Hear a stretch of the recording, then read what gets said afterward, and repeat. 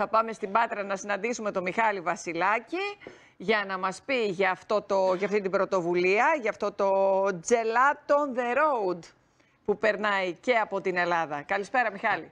Ακριβώς. Καλησπέρα, Κατερίνα. Είναι τζελάτο, όχι παγωτό. Θα μας εξηγήσουν την διάκριση και οι καλεσμένοι μας. Και όπως είπες και εσύ, αποσκοπεί το συγκεκριμένο έργο στο να δημιουργήσει τον ευρωπαϊκό δρόμο του παγωτού. 12 χώρες μετέχουν, μεταξύ αυτών και η Ελλάδα. Και έχω δίπλα μου τον κύριο Μάριο Πραπόπουλο, ο οποίος είναι υπεύθυνος του έργου και θα μας πει περισσότερα, αλλά και τον κύριο Σάντρο Μολίν Πραντέλ, είναι τζελάτο expert, ειδικός στην δημιουργία παγωτού, που όσο εμείς μιλάμε θα δημιουργεί ένα τζελάτο με βάση την φράουλα. Κύριε Πραπόπουλο, πείτε μας για το έργο όσο ο Σάντρο μας ετοιμάζει κάτι τη Δροσερό. Το Gelato on the Road είναι μια πρωτοβουλία της Ευρωπαϊκής Ένωσης που θέλει να αναδείξει το χειροποίητο και φρέσκο παγωτό με τοπικά υλικά, τοπικές γεύσεις. Εδώ βλέπουμε φράουλες από τη Δυτική Ελλάδα.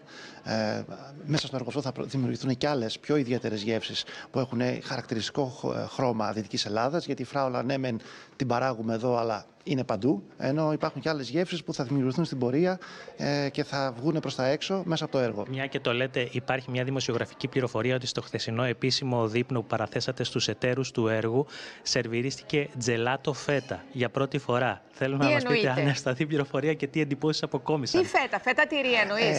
Είχαμε ένα... Ακριβώς. Να μας πει ο κύριος Πραπόπουλος. Ναι, είχαμε τους καλεσμένους μας που είναι κάπου 20 Ευρωπαίοι εταίροι του έργου που προωθούμε το τζελάτο και είχαμε μαζί με κάποιους παγωτατζίδες πατρινούς που είναι και αυτοί έτσι καινοτόμοι και δημιουργικοί. Προτείναμε να βγει, αντί να συνοδέψει το χοιρινό με τα σέλινα και το κοτόπουλο με τα τουτουμάκια, τοπικά πιάτα πάντα, αντί να βγει μια φέτα τυρί, βγήκε φέτα τζελάτο. Και το λάτρεψαν όλοι και εγώ προσωπικά το λάτρεψα, να σας πω την αλήθεια. Ήταν κάτι διαφορετικό. Νομίζω ότι δεν το είχαν δοκιμάσει και οι εταίροι μας. Νομίζω ότι και ο ίδιος ο σεφ που το έφτιαξε έμεινε έκπληκτος από το αποτέλεσμα. Ωραία. Αν ζητήσουμε τώρα από τον Σάντρο να μας πει κάποια μυστικά για το πώς θα φτιάξουμε το ιδανικό τζελάτο, να τον ρωτήσουμε τι θα μας πει. Yes, Sandro, can you give us a tip about how to make very good gelato? Yeah, sure.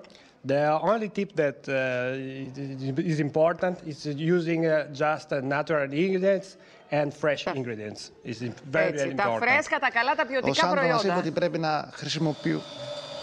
Τα είπατε εσείς μόνοι σας. Ναι, αυτό είναι το μυστικό για όλες τις ώρες.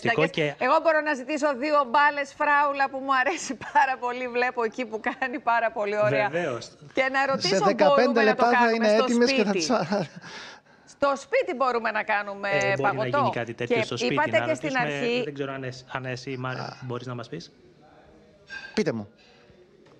Είπατε στην αρχή κάτι... Well. Yes, sure. You can make it, but you need to have a machine less. Yes. A small one, it's okay. Θα το φτιάξουμε και σπίτι με μια μικρότερη μηχανή από αυτή που βλέπουμε μπροστά μας. Κάτι που είπε στην αρχή, Μιχάλη, άλλο παγωτό, άλλο τζελάτο, δηλαδή.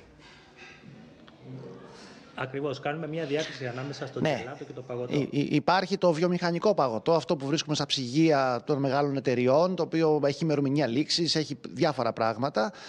Μπορεί να μην έχει και φρέσκα υλικά όπως είναι φρέσκο γάλα, να έχει κάποια άλλα συστατικά. Εδώ το τζελάτο είναι η βασική διαφοροποίηση.